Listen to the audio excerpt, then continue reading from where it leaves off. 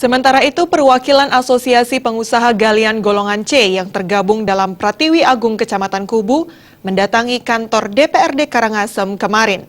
Tujuannya adalah menuntut keadilan pemerintah agar menutup galian C ilegal yang masih beroperasi. Jika tuntutan ini tidak dipenuhi dalam waktu 2 kali 24 jam sejak penyampaian tuntutan, pihak asosiasi mengancam tak akan membayar pajak seperti yang dilakukan galian C ilegal.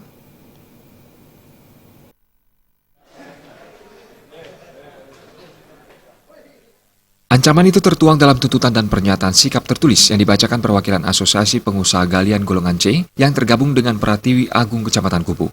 Surat tuntutan kemudian diserahkan kepada Ketua DPRD Nenga Sumardi yang didampingi beberapa anggota DPRD Karangasem dan SKPD terkait. Tuntutan dan pernyataan sikap itu ditembuskan kepada Gubernur Bali dan instansi terkait. Wakil Ketua Asosiasi Pengusaha Golongan Galian C Pratiwi Agung, Gede Aryana mengatakan, pengusaha di Kubu tidak menuntut banyak. Mereka hanya berharap bisa bersaing secara sehat. Namun kondisi selama 5 bulan terakhir sangat bertolak belakang. Masih eksisnya galian ilegal membuat galian C di Kubu kehilangan konsumen. Menurut Gede Aryana, kondisi ini tak hanya mengurangi setoran pajak ke daerah, tapi juga mengakibatkan pengusaha legal lesu darah. Jika dalam 2 hari tidak ada kejelasan dari pemerintah, tanggal 8 Desember mendatang, pihaknya akan mengembalikan faktur pajak ke Dispenda. Jadi kami dari pengusaha Kubu, khususnya Kubu, Kecamatan Kubu, di dalam satu wadah Asosiasi Pratiwi Agung akan datang mengembalikan faktur ke Dispenda. Jadi kami tidak akan mau membayar pajak lagi, karena selama ini kami sudah dirugikan.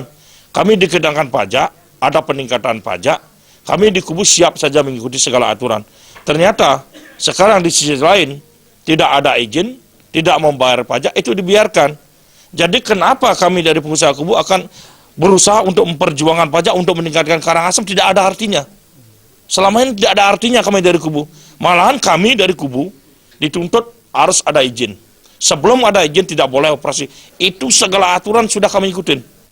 Berdasarkan kalkulasi pihak Asosiasi Pratiwi Agung Kubu, potensi kerugian akibat beroperasinya galian C ilegal mencapai 4 miliar rupiah per bulan, sebagaimana disampaikan Bendahara Pratiwi Agung Imade Sudarsana.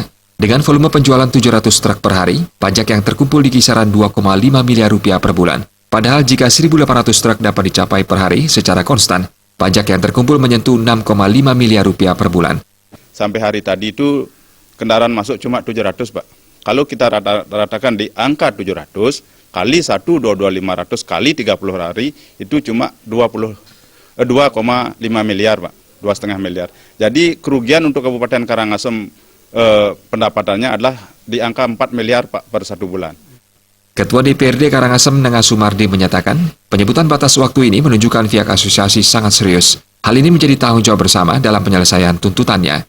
Beliau kan aja maksud dan tujuan adalah yang baik, membantu daerah, membantu kami di Kabupaten Karangasem untuk membangun daerah.